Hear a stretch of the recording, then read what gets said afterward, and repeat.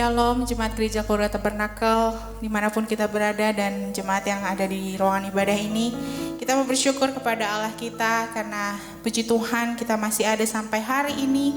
Diberikan segala kebaikan Tuhan di dalam kehidupan kita. Terlebih saudara, kita sudah sampai di awal bulan yang baru, bulan yang terakhir di tahun ini. Tuhan masih terus menyatakan kebesaran di dalam kehidupan kita. Mari saudara, kita mau bawa hati kita, mau bawa hidup kita kepada Tuhan datang pada pagi hari ini. Kita segera memulai ibadah kita pada pagi hari ini.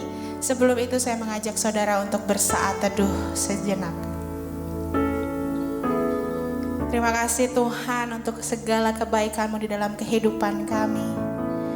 Pagi ini Tuhan kami datang kepadamu. Kami mau duduk diam Tuhan, membawa setiap pujian penyembahan kami, rasa syukur kami kepadamu Allah.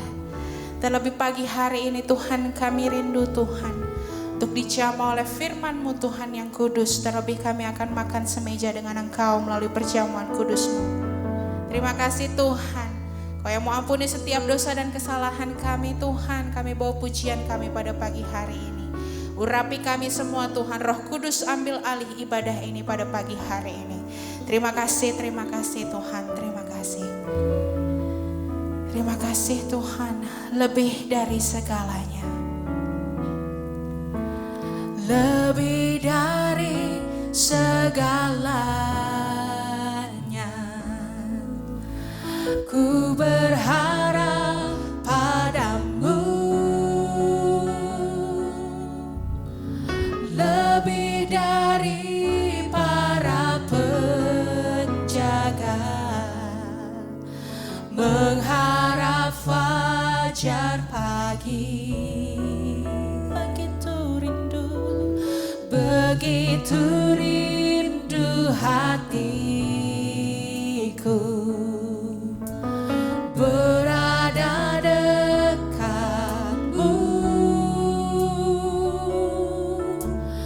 Alangkah dalam kasih-Mu memenuhi hidupku.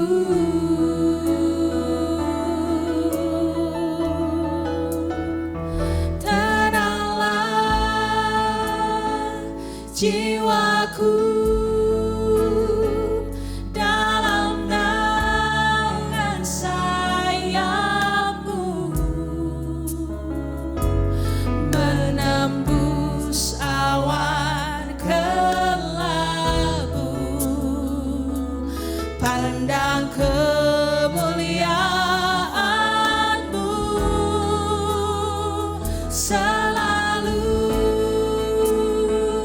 Ku rindu dekat dalam hati-Mu, mengikuti rencana-Mu. Yesus Tuhan Rajaku. Katakan lagi, lebih dari segalanya Tuhan. Lebih dari segalanya, ku berharap padamu. Lebih dari para penjaga, mengharap fajar pagi. Begitu rindu hatiku berada dekat-Mu. Alangkah dalam kasih-Mu memenuhi hidupku.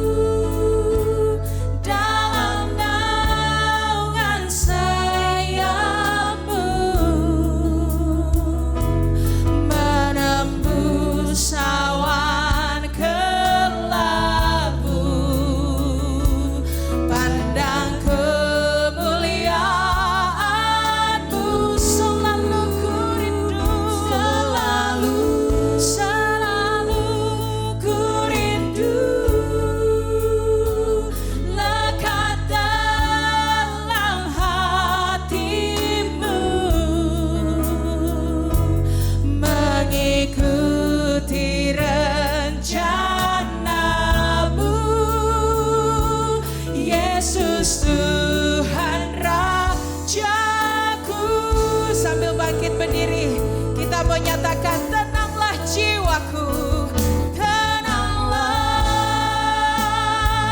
jiwaku,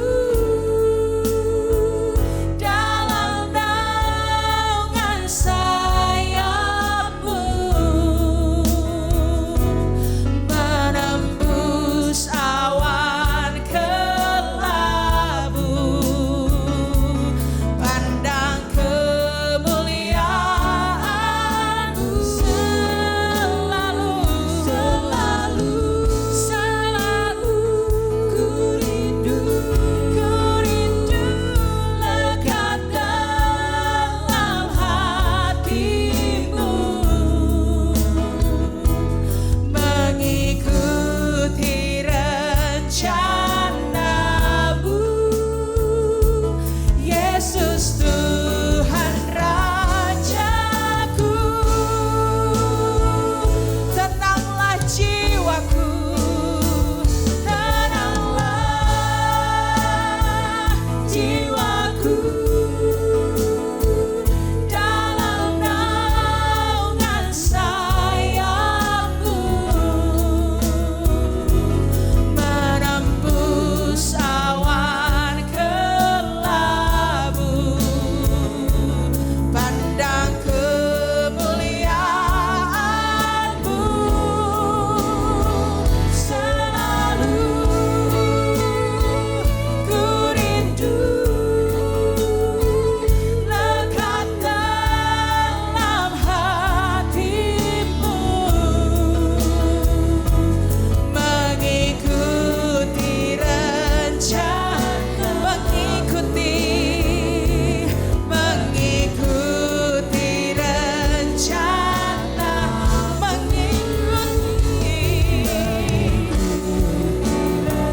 rencana-Mu,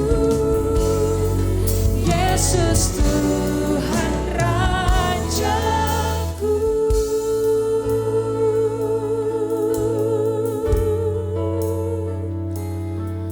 Benar Tuhan, jiwa kami tenang karena kami tahu kami berada di bawah naungan sayap-Mu Tuhan, menembus setiap awan kelabu yang terjadi dalam kehidupan kami. Tapi Engkau Allah yang menjadi ketenangan jiwa kami Tuhan. Karena itu Tuhan, kami selalu rindu untuk dekat dalam hati-Mu, lekat dengan jiwa-Mu Tuhan. Terima kasih Tuhan untuk hari yang baru, untuk bulan yang baru Tuhan. Engkau menghantar kami sampai dengan hari ini Tuhan. Di tengah begitu banyak masalah yang terjadi di dunia ini Tuhan, tapi kami mau berpegang teguh. Kami mau terus Tuhan mengabarkan kabar baik, jadi kesaksian Tuhan bagi banyak orang. Biarlah Tuhan Kau mau pakai hidup kami Tuhan sebagai alat-Mu. Dimanapun kami berada, kami menunjukkan kasih-Mu Tuhan. Kau mau terus Tuhan pakai kami. Tuhan, pada pagi hari ini kami rindu beribadah kepada-Mu Tuhan. Mari Tuhan, Kau yang mau lawat kami, Kau yang mau jamah kami Tuhan satu persatu. Baik yang ada dalam ruangan ibadah ini, baik jemaat yang ada di rumah dimanapun mereka berada Tuhan. Roh Kudus Allah, Kau bersama dengan kami, Kau jamah satu persatu Tuhan. Setiap jemaat-Mu yang menyaksikan ibadah ini Tuhan. Kami rindu Tuhan bersekutu dengan Engkau pada pagi hari ini. Untuk itu Tuhan, Kau mau ampuni setiap dosa dan kesalahan kami. Sucikan, kuduskan kami, layakkan kami Tuhan. Untuk kami menaikkan segala pujian kami pada pagi hari ini. Terlebih Tuhan, kami rindu mendapatkan berkat yang luar biasa pada pagi hari ini Tuhan. Terima kasih Tuhan. Kami menserahkan ibadah kami dari awal pertengahan hingga akhirnya ke dalam tangan-Mu. Hanya di dalam nama Tuhan Yesus Kristus kami sudah berdoa dan mengucap syukur. Haleluya. Amin. Masih tetap bangkit berdiri. Kita mau mengabarkan keselamatannya. Kita mau puji Dia Allah kita. Kabarkan keselamatannya.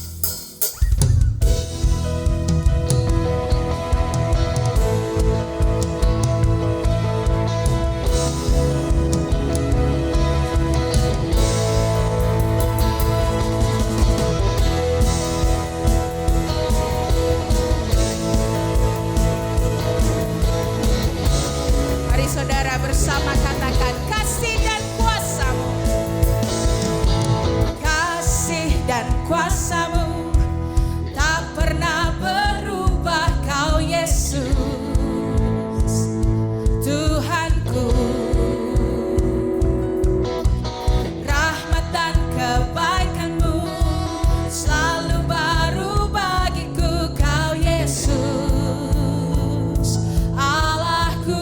Nyanyikanlah, nyanyikanlah pujian, bermazmur bagi Dia, angkatlah suaramu bagi Raja-Mu ya.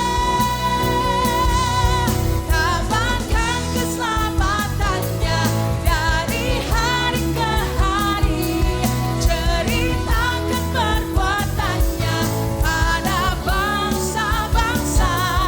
Kabarkan keselamatannya dari hari ke hari, rahmat dan kebaikannya kekal dulu sekarang selamanya.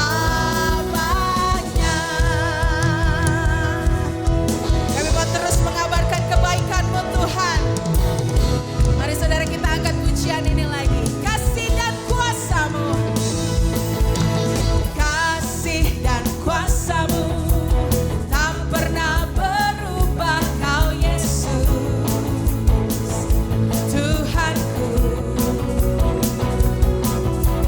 Rahmat dan kebaikan-Mu selalu baru bagiku, Kau Yesus Allahku.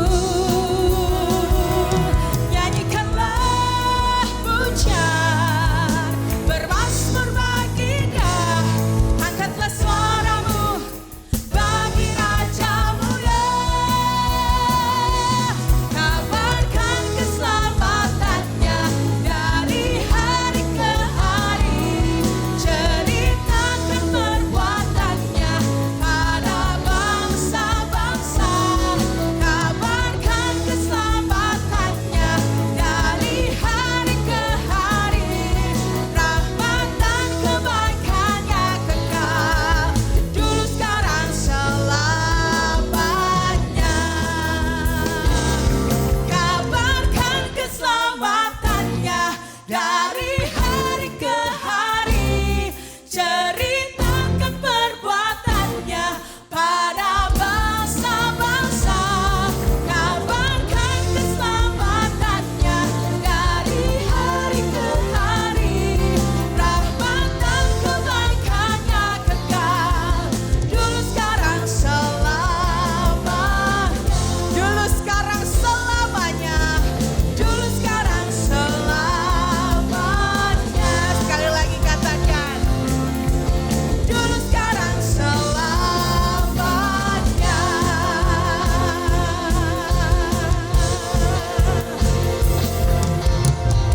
Amin, puji Tuhan. Silakan duduk saudara. Dia Allah yang sungguh luar biasa di dalam kehidupan kita. Dia Allah yang selalu setia. Dia Allah yang selalu memegang janjinya. Kasih-Nya tidak terbatas di dalam kehidupan kita. Mari saudara, pagi hari ini saya mau mengajak saudara untuk merenungi pujian ini. Kita mau merenungi kasih Allah di dalam kehidupan kita. Karena benar Tuhan, tidak pernah terbatas kasih-Mu di dalam kehidupan kami. Terima kasih Tuhan.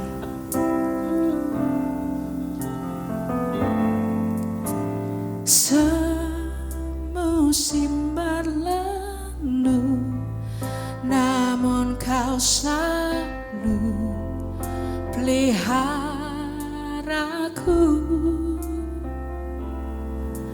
Kasih dan setia-Mu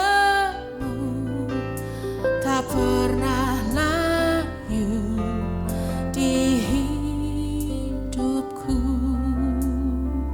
Lebih luas dari samudra, kebaikan-Mu Bapa takkan habis di hidupku. Lebih tinggi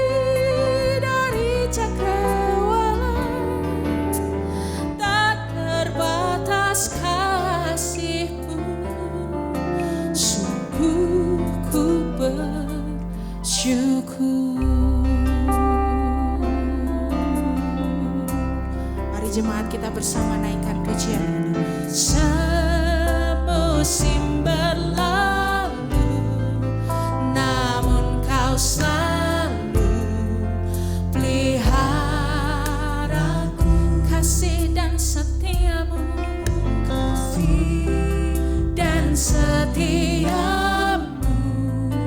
tak pernah layu di hidupku. Lebih luas dari samudra kebaikanmu Bapa, takkan habis di hidupku. Lebih tinggi dari cakrawala, tak terbatas kasih-Mu. Sungguh ku bersyukur. Sekali lagi kita naikkan dari awal. Semusim berlalu, namun kau selalu peliharaku.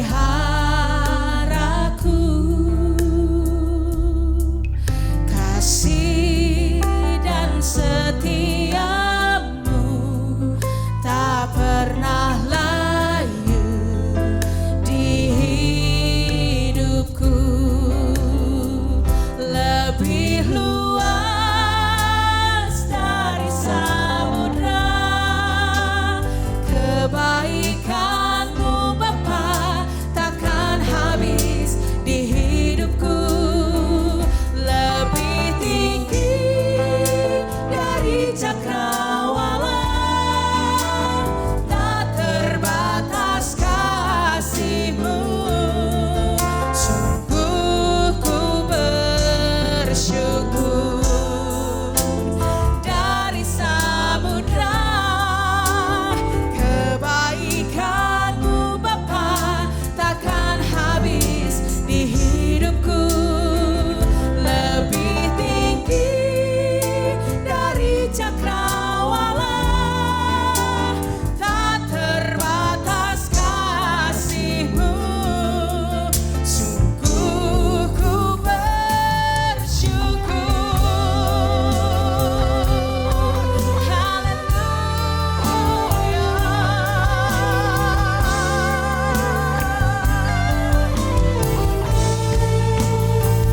Lebih luas dari samudra kebaikanmu Bapa, takkan habis di hidupku. Lebih tinggi dari cakrawala, tak terbatas kasih-Mu. Sambil bagi berdiri katakan, Sungguh ku bersyukur. Dari samudra kebaikanmu Bapa, takkan habis di hidupku. Lebih tinggi dari cakrawala, tak terbatas kasih-Mu. Sungguh ku bersyukur. Dari samudra kebaikanmu Bapa, takkan habis di hidupku. Lebih tinggi dari cakrawala, tak terbatas kasih-Mu. Sungguh ku bersyukur.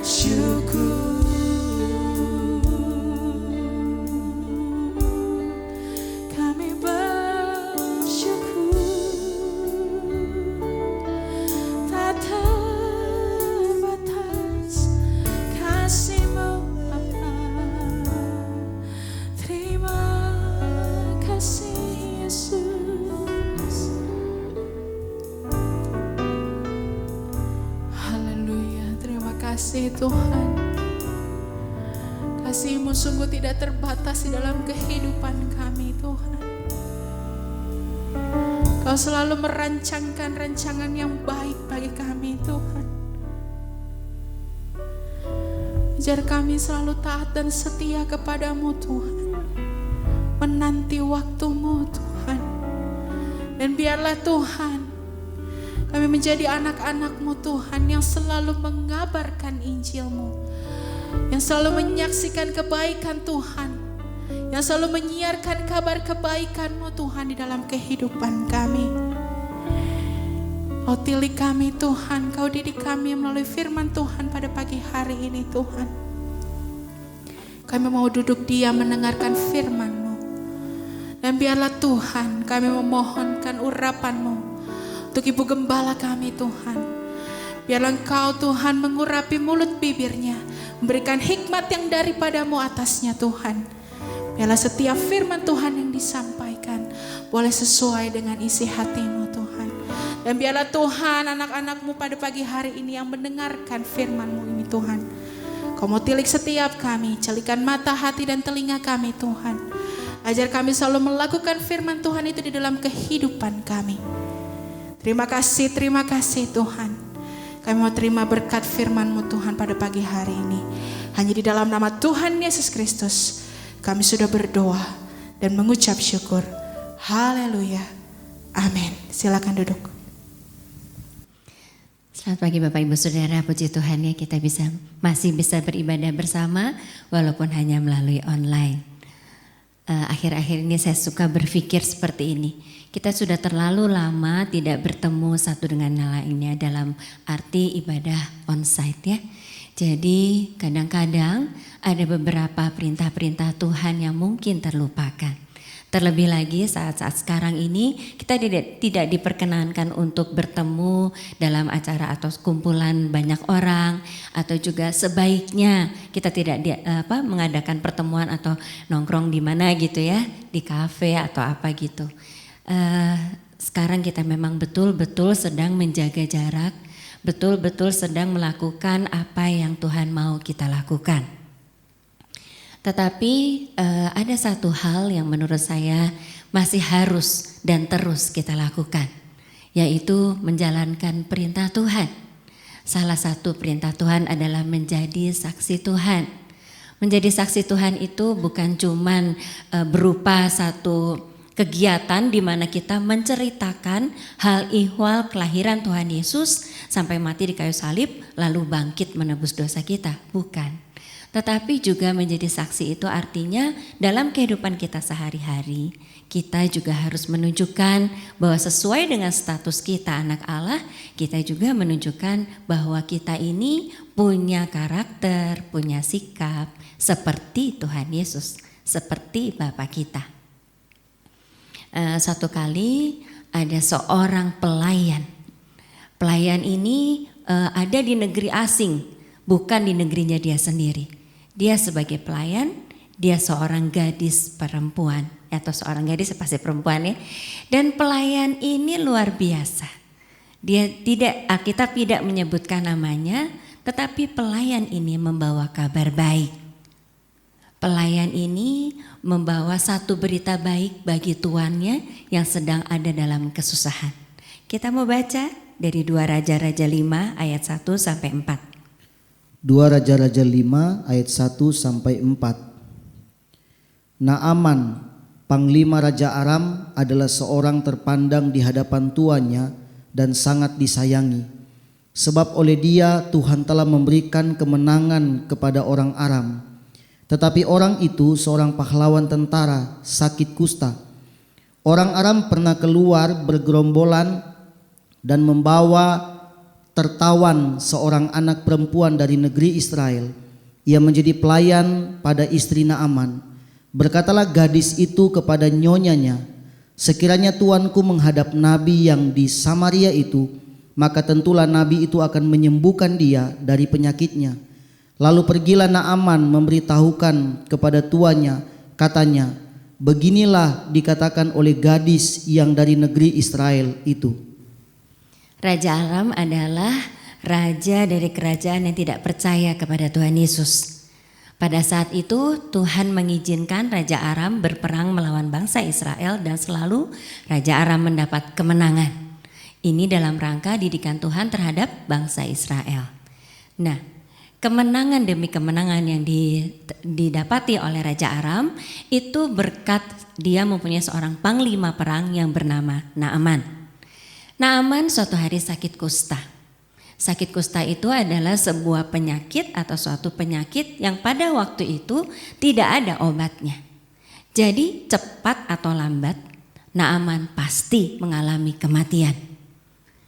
Tentu saja suasana di keluarga Naaman itu adalah suasana yang sedang sedih, sedang berkabung ya, karena kepala keluarga mengalami sakit kusta dan pasti akan mati. Seorang pelayan, gadis dari Israel, tergerak dengan belas kasihannya dan menceritakan bahwa ada berita sukacita, tuannya bisa sembuh kalau dia mau pergi ke seorang nabi di Israel. Hal ini disampaikan dalam rangka ingin menolong tuannya. Dia memang berbaik hati, tetapi ada satu konsekuensi yang dia tanggung. Konsekuensinya adalah kalau tuannya tidak sembuh, maka dia akan terancam, dibilang pembohong mungkin, atau dibilang orang yang suka main-main, mempermainkan tuannya. Tetapi belas kasihannya kepada tuannya ini membuat dia atau mendorong dia untuk bercerita kepada istri dari tuannya. Bukan cuman itu. Hal ini tentu dilatar belakangi dengan imannya, di mana dia beriman kuasa Tuhan itu luar biasa dan kuasa Tuhan bisa disalurkan melalui nabinya untuk menyembuhkan tuannya. Itu adalah iman dari gadis ini. Pada saat itu gadis ini juga tidak dalam kondisi dia bersukacita atau dia bebas. Dia itu tawanan, dia itu kerja sebagai pelayan. Sebetulnya dia dibelenggu oleh kepelayanannya itu ya. Dia sebetulnya tidak berhak bicara apa-apa. Dia mengalami satu tekanan sebetulnya. Tetapi hal itu tidak menghalangi gadis ini untuk menceritakan sebuah kabar baik bagi tuannya. Kabar baik yang berupa kesembuhan. Artinya terhindar dari kematian. Bagaimana dengan kita yang sedang ada di dalam tekanan demi tekanan pada saat ini? Mungkin kita bisa berpikir, lagi pandemi gini susah lah. Udahlah, jangan dulu kita memberitakan kabar baik. Untuk menyambung hidup aja, untuk terus beriman aja kepada Tuhan Yesus, itu susah. Memerlukan berbagai usaha untuk dengar firman Tuhan, untuk merenungkan firman Tuhan. Tetapi Tuhan tidak pernah memberikan perintah dengan catatan kalau kondisi baik-baik saja. Tuhan memberikan perintah kepada kita untuk menjadi saksi Tuhan tidak dalam kondisi apapun, tidak melihat kondisi. Jadi maksudnya dalam kondisi apapun Tuhan meminta kita untuk menjadi saksi Tuhan. Singkat cerita, Naaman percaya, lalu dia datang kepada rajanya karena raja harus bertemu dengan raja. Kalau enggak nanti kalau Naaman datang langsung ke raja Israel dikirain Naaman mau membocorkan rahasia dari kerajaan Aram. Jadi raja Aram menulis surat kepada raja di Israel. Lalu raja Israel marah. Dikirain ini apa sih, mau menghina atau gimana? Atau mau cari gara-gara, karena Raja Israel itu tidak imannya tidak sekuat dari gadis pelayan itu. Kalau nggak sembuh gimana? Tetapi Tuhan buka jalan. Pada waktu itu nabinya boleh membuka hati untuk Naaman datang kepada nabinya. Dan terjadilah hal-hal yang di luar dari akal budi kita. Naaman boleh disembuhkan. Tapi apa yang menjadi pelajaran buat kita? Pertama, gadis itu punya iman yang kuat. Kedua, gadis itu punya belas kasihan. Sebetulnya di perjanjian lama kalau orang yang kena kusta itu tandanya dia jatuh di dalam dosa. Dosa mengakibatkan orang itu kena kusta. Yang tadi saya sudah katakan cepat atau lambat akan mengalami kematian. Saya rasa sebagai seorang pelayan, kalau dia hatinya tidak baik, kalau dia tidak jujur, kalau dia bekerja semau-maunya, kalau dia suka berbohong, apa yang dia sarankan mungkin dianggap angin. Saya rasa tidak begitu dengan gadis ini. Sehari-hari dia selalu menyenangkan hati tuannya. Hati istri dari Naaman ya, karena dia pelayan dari istri Naaman. Lalu apa yang dikatakannya selalu menghibur, selalu membawa damai sejahtera.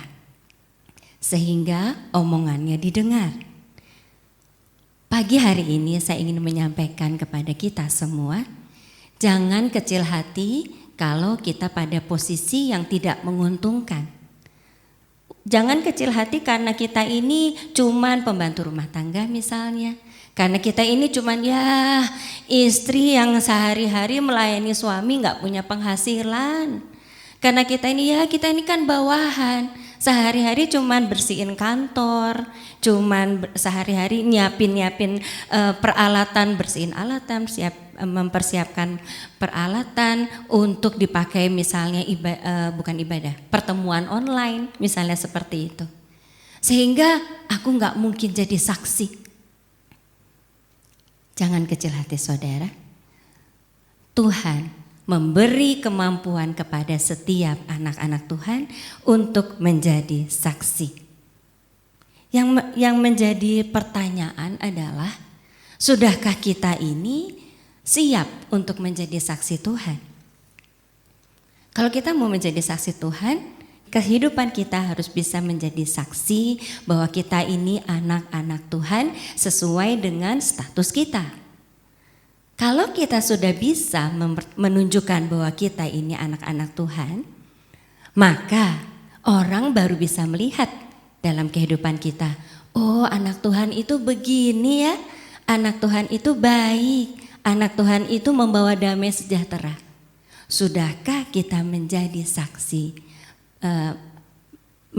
saksi Tuhan Yesus, menjadi saksi terhadap sikap-sikap Tuhan Yesus?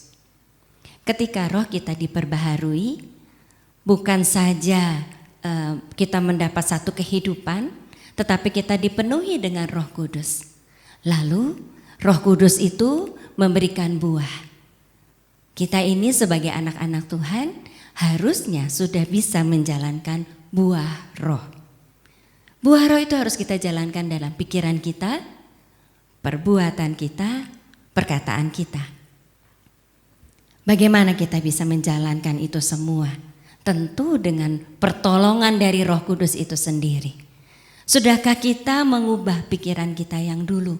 Misalnya kalau dulu kita memikirkan kejahatan orang lain, kita membuat terus mengingat, oh orang itu menyakiti hatiku, orang itu tuh jahat. Sekarang harusnya kita memikirkan kebaikan orang lain. Kalau kita disakiti, Tuhan punya maksud buat kita. Itu artinya mengubah pikiran kita. Tuhan Yesus ketika dia dihina-hina, dia juga tidak menyalahkan orang lain dan tidak mengingat-ingat kesalahan orang lain. Malah dia mengampuni dan dia mati di kayu salib untuk menebus dosa orang yang menyakiti dia. Bagaimana dengan kita? Dulu waktu saya masih kecil, saya berpikir bahwa papa saya ini galak. Papa saya ini kalau kasih tahu nggak bisa baik-baik. Kamu harus begini ya, harus begini. Kalau tidak maka kamu begini. Kayaknya kesannya kok bentak-bentak gitu loh. Jadi saya pikir papa galak. Kita 5 bersaudara jarang berani bicara sama papa saya. Kalau papa saya sudah ngomong begini, kita semua langsung tunduk, iya nurut gitu ya. Tetapi menjelang SMP masuk ke SMA, saya berpikir papa saya ini kalau menyuruh sesuatu atau memberi aturan-aturan tentu tidak sembarangan. Karena apa? Saya merasakan ketika saya melakukan apa yang papa saya ajarkan di rumah, Di sekolah saya terluput dari dihukum sama guru. Sedangkan teman-teman saya ada yang dihukum. Jadi saya berpikir, rupanya kegalakan papa saya ini ada manfaatnya. Lalu saya berpikir lagi, mungkin ada kebaikan di situ. Dan sedikit demi sedikit merasakan kebaikan-kebaikan akibat dari galaknya papa saya itu. Sampai suatu ketika saya mengerti, papa saya ini kalau kondisi stres, misalnya kita mau berangkat sekolah, rumah saya jauh, harus berangkat jam 6. Kalau anak-anak terlambat, berangkat jam 6 lebih seperempat, papa saya yang setir mobil ini stres. Nanti kalau terlambat gimana? Sedangkan papa saya memberikan yang terbaik buat anak-anaknya. Jadi saya berpikir, bagaimana caranya supaya saya bisa mengambil hati papa saya, supaya saya bisa menyampaikan bahwa Pak, kalau kayak gitu tuh berarti ada sesuatu. Selama ini juga kita berusaha untuk terus tepat waktu berangkat jam 6. Kalau misalnya ada terlambat 5 atau 10 menit, ada sesuatu yang menghambat yang tidak kita sengaja. Lalu saya berdoa, pada waktu itu saya belum berdoa kepada Tuhan Yesus ya. Saya masih menyembah ilah lain, tapi kan saya tidak tahu bahwa itu doa saya tidak didengar. Jadi saya berdoa. Lalu saya pikir-pikir, oh biasanya orang kalau yang berprestasi, karena papa saya ini guru ya, orang yang berprestasi, muridnya dia yang berprestasi itu didengar. Omongannya didengar sama papa saya. Saya berusaha sekolah sedemikian rupa untuk berprestasi. Lalu saya belajar sungguh-sungguh sampai saya jadi juara di kelas. Ketika saya juara, di SMP saya juara, mulai masuk SMA saya juara. Nah, saya mulai menyampaikan pendapat saya dan papa saya bisa mendengar. Ternyata orang yang galak seperti itu, kalau kita tidak pernah membantah perkataannya, lalu kita menjawab dengan baik-baik, didengar juga. Sampai akhirnya papa saya ketika saya sudah menerima Tuhan Yesus, papa saya yang ateis, lama-lama mau menerima Yesus Kristus sebagai Tuhan dan Juru Selamatnya. Saya percaya pemikiran saya, perkataan saya, lalu perbuatan yang saya lakukan terhadap papa saya itu, saya percaya itu menjadi papa saya pikirkan, kok anak saya begini ya, kok waktu papa marah-marah tidak dibalas, kok sekarang anak saya ini bisa menceritakan kebaikan-kebaikan Tuhan Yesus. Saya percaya papa saya pada waktu mendengarkan itu, walaupun di hatinya menolak bahwa Tuhan Yesus adalah Tuhan, karena dia ateis, tapi dia melihat dari kelakuan-kelakuan, dari kebahagiaan saya memberikan cucu-cucu yang baik-baik buat papa saya melihat rupanya ada sesuatu ini di Tuhan Yesus. Akhirnya sebelum dia meninggal, dia minta didoakan, doa kepada Tuhan Yesus. Ini bukan satu hal yang mudah, bukan 1 bulan atau 2 bulan saya menjadi saksi Tuhan. 33 tahun saudara. Aduh capek deh, masa mesti nunggu gitu lama ya. Tetapi kalau kita tidak pernah memulai sesuatu, maka kita tidak akan sampai kepada tujuan kita. Lalu untuk misalnya mempunyai perkataan yang baik seperti gadis ini. Saya percaya gadis ini menyampaikan dengan baik-baik ya, tidak dengan bentak-bentak misalnya. Dulu kita suka membentak orang. Dulu kita sudah suka memaki orang, bahkan mengusir. Tetapi sekarang apakah kita sudah bisa mengampuni orang itu, lalu bicara baik-baik saja, tidak usah menegur dengan marah-marah. Menegur perlu, tetapi ada caranya. Apakah perkataan kita sekarang sudah membangun, sudah menghibur? Demikian juga dengan perbuatan kita. Apakah perbuatan kita sudah menunjukkan bahwa kita ini anak Allah, status anak Allah, menunjukkan kebaikan Tuhan Yesus? Apakah perbuatan kita sudah menunjukkan buah roh, kasih, sukacita, damai sejahtera, kebaikan, kemurahan, sampai akhirnya penguasaan diri? Saya percaya kalau hal itu kita lakukan, maka kita bisa menjadi saksi Tuhan. Mari kita baca sekali lagi untuk mengingatkan kepada kita semua ya. Apa sih buah roh itu? Galatia 5 ayat 22 sampai 23. Galatia 5 ayat 22 sampai 23. Tetapi buah roh ialah kasih, sukacita, damai sejahtera, kesabaran, kemurahan, kebaikan, kesetiaan, kelemah lembutan, penguasaan diri. Tidak ada hukum yang menentang hal-hal itu. Nah saudara, kalau saya membaca 2 ayat ini, sejujurnya saya suka senyum-senyum sendiri. Saya sendiri selalu introspeksi. Apakah saya sudah bisa melakukan 9 unsur buah roh ini? Ini tidak mudah saya tahu. Tetapi saya berusaha untuk melakukannya. Kalau kembali lagi kepada keluarga Naaman ya. Kalau gadis pelayan itu tidak melakukan hal seperti ini, mungkin apa yang dia bicarakan tidak pernah didengar. Saya kira gadis ini tidak pernah membuat keributan. Mungkin kasihnya besar, kesabarannya besar, dan dia sering bersukacita dalam melakukan pekerjaannya. Lalu dia mungkin membawa damai sejahtera di situ ya. Kalau ada antar pelayan ribut, mungkin dia menjadi penengahnya. Lalu kemurahan di dalam hatinya terpancar dari dia suka menolong teman-temannya. Kebaikan hatinya diperlihatkan oleh dia ketika dia sungguh-sungguh merasakan sakit dari tuannya itu. Kita mesti sama-sama belajar. Kita bercermin kepada gadis ini.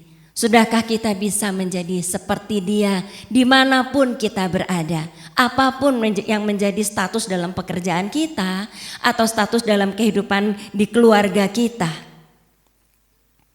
Coba kita perhatikan buah dari gadis pelayan ini terhadap Naaman. Kita mau baca dari 2 Raja-Raja 5 ayat 9 sampai 10. 2 Raja-Raja 5 ayat 9 dan 10. Kemudian datanglah Naaman dengan kudanya dan keretanya, lalu berhenti di depan pintu rumah Elisa. Elisa menyuruh seorang suruhan kepadanya mengatakan, "Pergilah mandi 7 kali dalam sungai Yordan, maka tubuhmu akan pulih kembali sehingga engkau menjadi tahir." Naaman disembuhkan dan tentunya dia terhindar dari kematian. Dalam kehidupan kita sehari-hari, kita diperhadapkan pada kenyataan kondisi yang penuh tekanan sampai dengan saat ini. Tapi kita juga, saya percaya ketika kita mau mencoba melihat kiri kanan, saudara-saudara kita, orang tua kita mungkin, teman-teman kita di kantor, atau bahkan teman-teman kita di persekutuan, mungkin ada yang sedang mengalami kesusahan. Mari kita sampaikan kebaikan Tuhan Yesus. Pertama, kita harus melakukan apa yang kita sampaikan. Misalnya, Tuhan Yesus itu baik loh ya. Kita ini sudah baik atau belum? Nah, kita menjadi saksi Tuhan, jangan menunggu sampai aku belum bisa jadi saksi, aku belum bisa menjalankan 9 unsur buah roh. Gak ada saudara yang sempurna, kita sebagai manusia gak ada yang bisa sempurna melakukan 9-9-nya itu. Tetapi setidak-tidaknya kita berusaha, kita fokus untuk kita bisa berusaha menjadi saksi Tuhan. Fokus untuk bisa melakukan apa yang disebut dengan buah roh itu.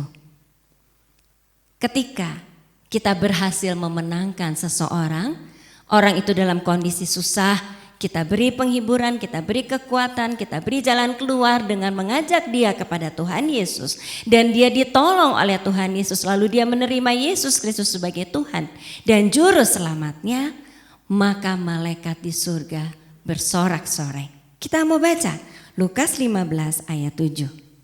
Lukas 15 ayat 7. Aku berkata kepadamu, demikian juga akan ada sukacita di sorga karena satu orang berdosa yang bertobat, lebih daripada sukacita karena 99 orang benar yang tidak memerlukan pertobatan. Lihat saudara, semua isi surga bersukacita, termasuk juga Allah. Karena di surga, Tuhan dan malaikat-malaikatnya itu sangat sedih kalau melihat ada manusia yang berdosa. yang masih berdosa dan merasa sangat sukacita ketika manusia itu mau meninggalkan dosanya, ditebus, meninggalkan dosanya, lalu mendapat kehidupan yang baru.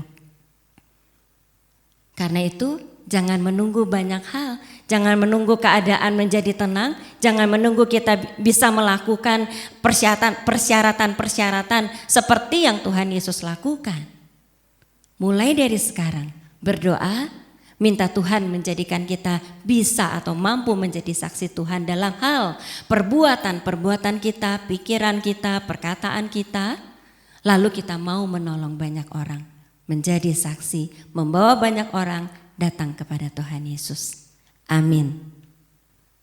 Mari kita bangkit berdiri, kita mau menyatakan iman rasuli kita. Aku percaya kepada Allah Bapa yang Maha Kuasa, Halik langit dan bumi, dan kepada Yesus Kristus anaknya yang tunggal Tuhan kita, yang dikandung daripada Roh Kudus, lahir dari anak darah Maria, yang menderita sengsara di bawah pemerintahan Pontius Pilatus, disalibkan, mati dan dikuburkan, turun ke dalam kerajaan maut.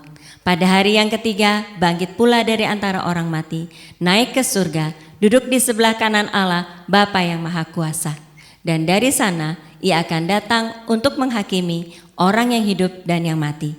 Aku percaya kepada Roh Kudus, gereja yang kudus dan am, persekutuan orang kudus, pengampunan dosa, kebangkitan tubuh, dan hidup yang kekal. Amin. Silahkan duduk. Mari saudara kita mau satukan hati, dan biarlah Tuhan membentuk kehidupan kita untuk kita bisa menjadi saksinya.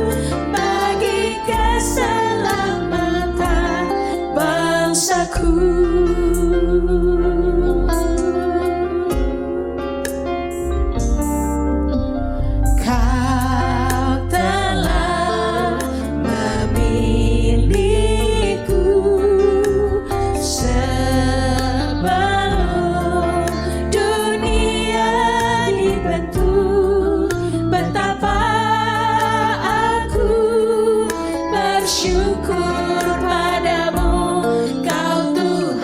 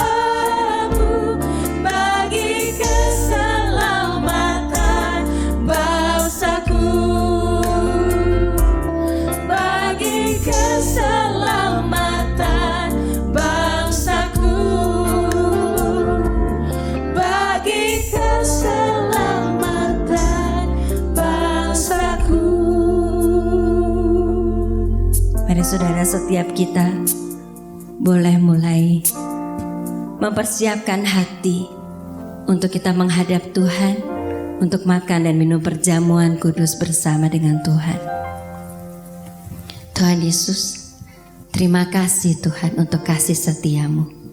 Kami percaya Tuhan, Engkau setia mengiringi kami dalam kondisi apapun Tuhan. Terima kasih untuk status anak Allah yang sudah Kau berikan kepada kami semua Tuhan. Kami mau menjadi saksi-saksi-Mu.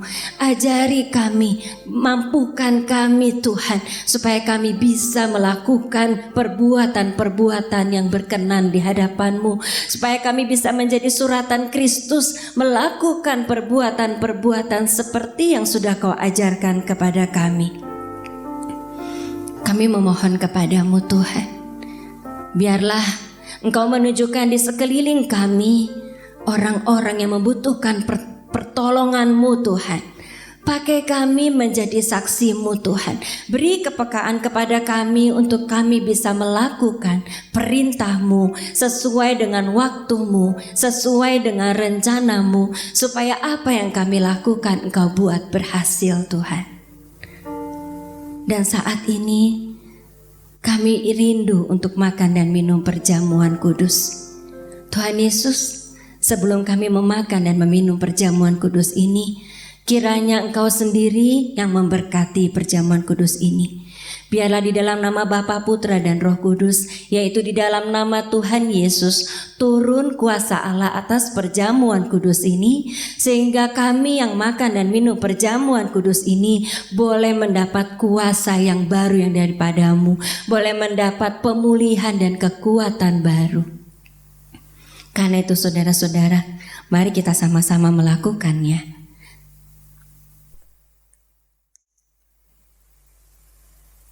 Dan ketika mereka sedang makan, Yesus mengambil roti, mengucap berkat, memecah-mecahkannya, lalu memberikannya kepada murid-muridnya dan berkata, "Ambillah, makanlah, inilah tubuhku." Bukankah roti yang kita pegang ini adalah tubuh Tuhan Yesus? Amin. Makanlah di dalam iman kepada Tuhan Yesus.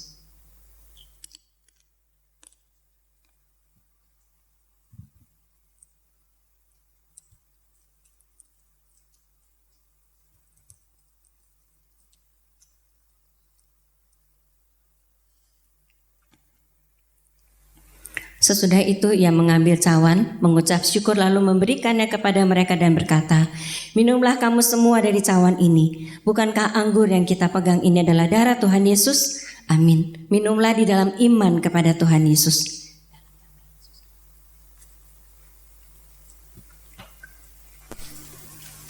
Angkatlah tangan saudara, ucapkan syukur atas penebusannya dan ucapkan permohonan doa-doa saudara.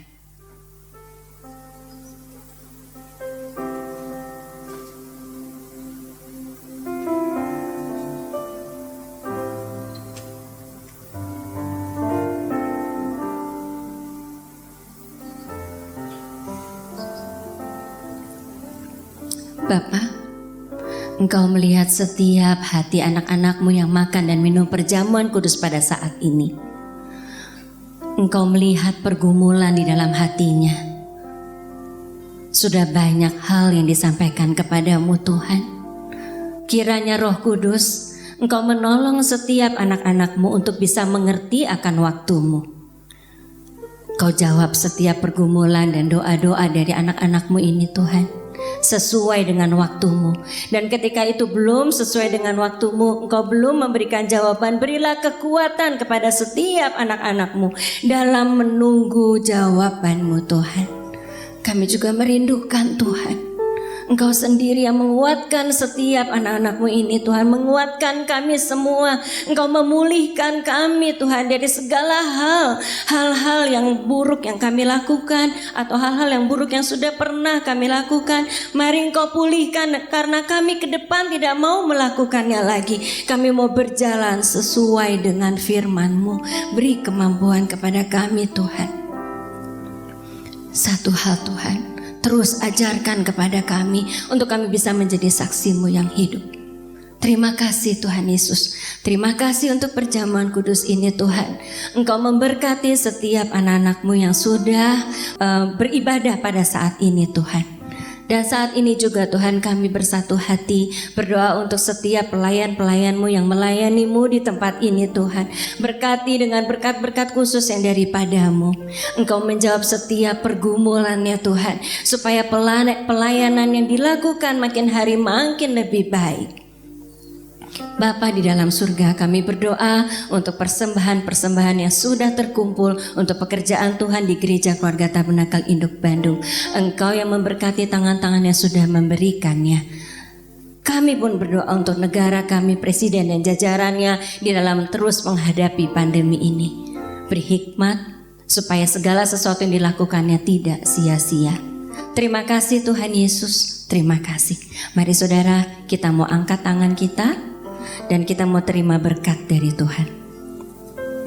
Kiranya damai sejahtera dan kasih dengan iman dari Allah Bapa dan dari Tuhan Yesus Kristus dalam persekutuan Roh Kudus menyertai saudara sekalian dari sekarang sampai Maranatha. Haleluya. Bapa, terima kasih. Bapa, terima kasih. Bapa di dalam surga,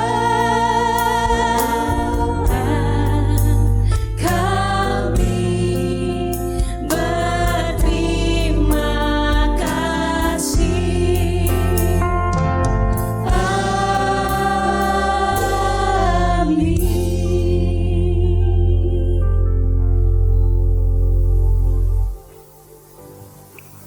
Shalom Bapak Ibu Saudara-saudari sekalian yang dikasihi oleh Tuhan Yesus. Mari kita menyimak kegiatan Gereja Keluarga Tabernakel Induk Bandung untuk 1 minggu ke depan. Kita mulai pada hari Selasa, tanggal 8 Desember 2020. Kita akan mendapatkan renungan doa puasa dari Bapak Robi Kere. Kemudian hari Kamis, tanggal 10 Desember 2020. Pesan singkat untuk kali ini diganti dengan berbincang-bincang bersama dengan jemaat. Dan minggu depan, hari Minggu tanggal 13 Desember 2020, ada ibadah online kembali. Kita akan bersama-sama mendapatkan berkat dari firman Tuhan yang disampaikan oleh Bapak Pendeta Robi Tenggala. Dan untuk anak-anak sekolah minggu, kalian akan mendapatkan cerita dari Kak Lolita. Selamat ulang tahun kita ucapkan kepada saudari Nyanya dan Bapak Ogi yang berulang tahun tanggal 29 November. Kemudian Ibu Novi berulang tahun tanggal 30 November. Kemudian Bapak Davis yang berulang tahun tanggal 4 Desember. Dan Bapak Iwan yang berulang tahun tanggal 6 Desember. Sekian pengumuman.